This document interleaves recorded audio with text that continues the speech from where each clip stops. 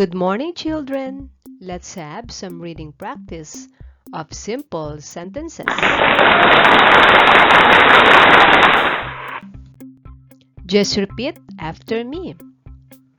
It is a sunny day. It is a sunny day. It is the first day of my school. It is the first day of my school. It is my new bicycle. It is my new bicycle.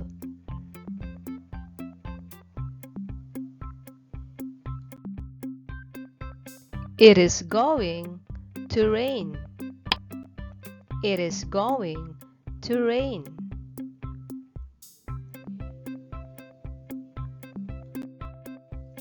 It is your new book.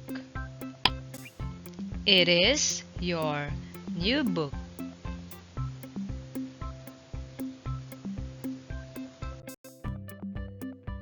This is my bed.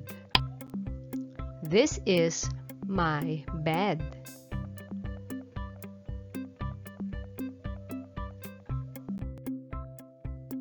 This is your umbrella. This is your umbrella.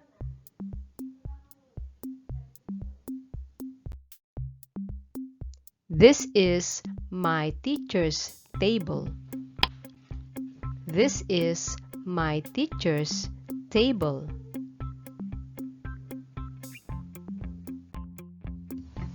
This is sweet and yummy. This is sweet and yummy.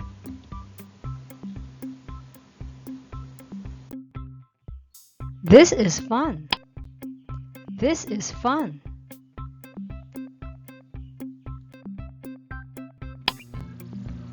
This is funny. This is funny.